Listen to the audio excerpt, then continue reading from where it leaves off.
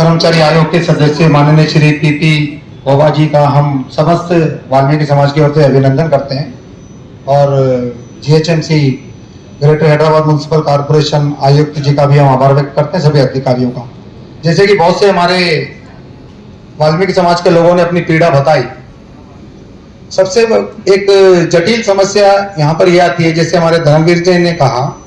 मैं पहले अपना परिचय दे देता हूँ। मैं सतीश बिडला, अखिल भारतीय सफाई मजदूर संघ का मैं राष्ट्रीय महामंत्री हूँ।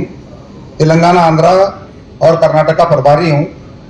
जहाँ भी हम प्रदेशों में साउथ, विशेषकर दक्षिण भारत में, अगर हम ग्रेटर हैदराबाद की बात करें, हजारों में हमारे लोग सफाई कर्मचारी स्थानीय नियुक्तियों पे काम करते थे।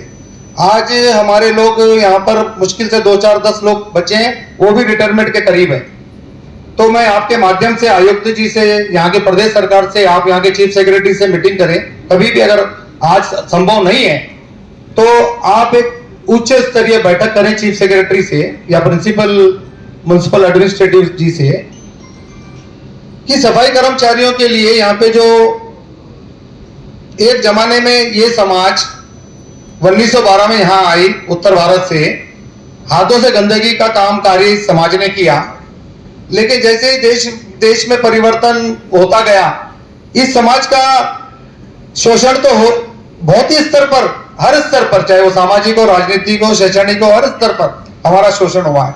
लेकिन आप सदस्य आए सर, आपके माध्यम से हम आयुक्त जी से कहना चाहते हैं कि नगर निगम में कुछ वैकेंसियां निकाले जो सफाई कर्मचारी परिवारों को, चाहे वो अच्छी शिक्षा, अच्छा आवास, अच्छा भोजन दे पाए। क्योंकि वो ठेकेदार के अंडर में 12-15 हजार वेतन लेता है सर। 12-15 हजार वेतन में ना उसको ईएसआई कार्ड होता है, ना पीएफ होता है। आपके नगर निगम के एम्प्लॉयों को भी हेल्थ कार्ड नहीं है, मालूम कीजिए आप। जो परमिट अधिकारी है यहाँ, परमिट जो सफाई कर्मचारी है, उनके भी हेल्थ कार्ड नहीं है। फिर हमारे ऊपर एक राम की जैसा एक ठेकेदार बिठा दिया, जिसको लगभग 9-10 करोड़ रुपए महीना बिल देता है नगर निगम। हमारी जानकारी, शायद वो गलत हो सकती है, 20 करोड़, करीब 20 करोड़। हमारी जानकारी थी 9 से 10 करोड़। 20 करोड़ रुपए नगर निगम उसको हर महीना बिल देती है। लेकिन सफाई कर्मचारी जो गंदगी का काम करते हैं, कूड़ा उठाते हैं, बीमारी से पीड़ित हो जाते हैं, उन सफाई कर्मचारियों को ना हेल्थ कार्ड है सर, ना उनका कोई मेडिकल कैंप होता है। हर महीने में एक बार उनका हेल्थ चेकअप होना चाहिए, क्योंकि गंदगी का काम करते हैं। नगर निगम के अलावा जो सरकारी गैर सरकारी संस्थाओं में सफाई कर्मचारी काम करते हैं, वो 12-15 हजार में भी सीमित रह जाते हैं सर वेतन में। और ठेकेदार आज ही लखपति से करोड़पति बनते जा रहा है। और ठेकेदार ऐसे होता है कि वो ब्राह्मण स्वर्ण जाति से होता है, ना लोकल होता है, ना प्रदेश का होता है, ना सफाई कर्मचारी जाति से होता है। तो आपसे हम ये अनुरोध करते हैं सर कि सफाई कर्मचारियों का कार्य केवल सफाई कर्मचारी ही ठेकेदारों को मिले। जैसे नगर निगम ने हम 10, 100, 50 संस्थाएं रजिस्टर्ड है, 10-10 हजार रुपए देकर फिर 5 हजार में उनको नगर निगम ने सदस्य बनाया है। तो क्या सभी कार्यालयों में अगर ये होता है, संभव है, तो आपके माध्यम से होना चाहिए। और दूसरी बात, शिक्षा की बात, आप भाई साहब, जो मैं जानता हूँ इस आपका पद क्या है, वो साहब बोल रहे थे कि शिक्षा का अलग विभाग है। लेकिन आप सभी को क्षमा चाहता हूं मेरे शब्द अगर आपको बुरे लगे। आयोग की जब मीटिंग होती है सर, तो सभी विभाग आपको बुलाने चाहिए थे यहाँ, चाहे वो शिक्षा का हो, चाहे हेल्थ का हो, जो भी डिपार्टमेंट है, सभी डिपार्टमेंटों को आप यहाँ बुलाना चाहिए था। क्योंकि हमारे लोग केवल नगर निगम में सीमित है, शौचालयों के लिए लड़ते हैं, शौचालयों के लिए बात करते हैं, लेकिन बहुत से ऐसे मुद्दे हैं हमारे पास। आर्टिकल 21A बाबा साहब ने लिखा है, आर्टिकल 21A का सरेआम उल्लंघन हो रहा है सर। 6 साल से 14 साल के बच्चों को मुफ्त शिक्षा मिलनी चाहिए। सरकार भी, आज केंद्र सरकार भी कह रही है, प्रदेश सरकार भी कह रही है। और धरातल पर देख रहे हैं तो सर, हम सफाई कर्मचारी 15-20 हजार, 15,000-20 हजार कमाने वाला, वो प्राइवेट स्कूलों में कहां से पढ़ा पाएगा सर? 20-20, 25-25 हजार फीस है। ये एक जटिल मुद्दा है सर, ज्वलनशील मुद्दा है। सफाई कर्मचारियों के लिए नहीं, 6 साल से लेकर 14 साल के बच्चों को free education, right to free education एक कानून बना हुआ है। बाबा साहब ने आर्टिकल 21 अनुच्छेद बना रखा है, सबका अनदेखा होता है सर। तो आपसे संक्षेप में यह कहना चाहूंगा, मैं भी मूसापेट में जब टेंडर हुआ था, टेंडर में 5 साइडें मुझे मिली है सर। 5 साइडें भी है मेरे पास, कॉपी आपको दे दूंगा इसके बाद।